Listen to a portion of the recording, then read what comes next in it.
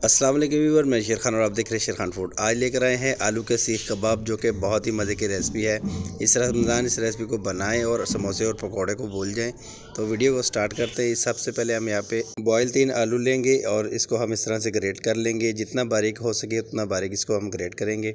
आलूओं को मैंने ग्रेट कर लिया है। यहाँ पे मेरे पास एक प्याज है जिसको मैंने चॉप करके इसका पानी कपड़े से निकाल लिया है, ये भी शामिल करेंगे। पुदीना भी शामिल करेंगे। पुदीने की सिर्फ हम यहाँ पे पत्तियाँ ही शामिल करेंगे, बाकी डंडियाँ नहीं शामिल करेंगे। धनिया शामिल करेंगे, धनिया की भी पत्तियाँ ही शामिल करेंगे। सब्ज़ मिर्चें शामिल करेंगे, 2 से 3 अदद बारीक कटी हुई। 4 स्लाइसेस यहाँ पर मेरे पास ब्रेड की थी, इसको मैंने ग्राइंड कर लिया है और इसका चूरा बना लिया है, ये भी शामिल करेंगे। लाल मिर्च पाउडर यहाँ पे हाफ़ टी स्पून शामिल करेंगे और 1 टीस्पून यहाँ पे कुटी हुई लाल मिर्च शामिल करेंगे। 1 टीस्पून यहाँ पे ज़ीरा शामिल करेंगे। साबुत धनिया जो है 1 टेबलस्पून शामिल करेंगे। यहाँ पे तिक्का मसाला जो है हाफ़ टी स्पून शामिल करेंगे और नमक शामिल करेंगे। इन सारों मसालों को अच्छे से मिक्स करेंगे और इसको हम बिना पानी के इसी तरह से हम गूंद लेंगे।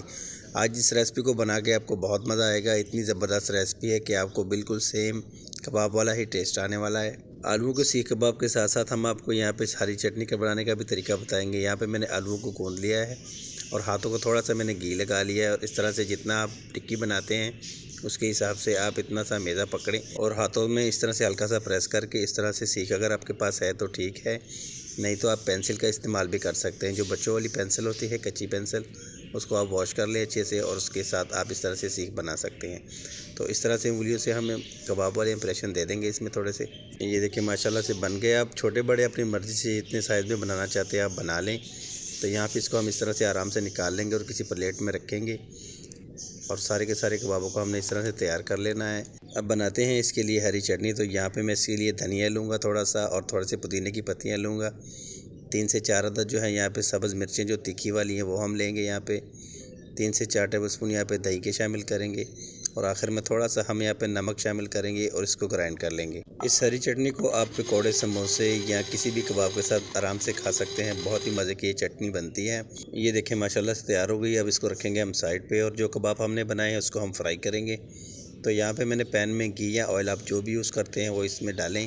ऑयल घी को अच्छे से गर्म करें और सारे के सारे कबाब इसमें डाल दें। अब इसकी एक साइड गोल्डन होने पर हम इसकी साइड चेंज करेंगे। शुरू में फ्लेम जो है हाई रखना है, बाद में मीडियम कर देना है ताकि कबाब जो है एक दफ़ा सिक जाएँ और ये खुले नहीं। तो अब इसकी हम इस तरह से साइड चेंज कर देंगे और तकरीबन 5 मिनट लगते हैं कबाबों को फ्राई होने में और ये हमारे बेहतरीन किस्म के जो कबाब है वो बन के तैयार हैं। आपको डिश आउट करके दिखाते हैं। ले जी माशाल्लाह से हमारे कबाब बन के तैयार हैं। ये देखें यहाँ पे बेहतरीन किस्म के कबाब है। इतनी ज़बरदस्त किस्म की खुशबू है इसकी, जैसे कि हम सेम कबाब ही खा रहे हैं। यहाँ पे जो हरी चटनी हमने बनाई है इसके साथ इसको खाएं और इन्जॉय करें। वीडियो अच्छी लगी हो तो हमारे चैनल को सब्सक्राइब कर दें, लाइक कर दें और बेल आइकन पर भी प्रेस कर दें। मिलते हैं किसी अच्छी सी वीडियो के साथ। तो नेक्स्ट वीडियो के लिए अल्लाह हाफिज़।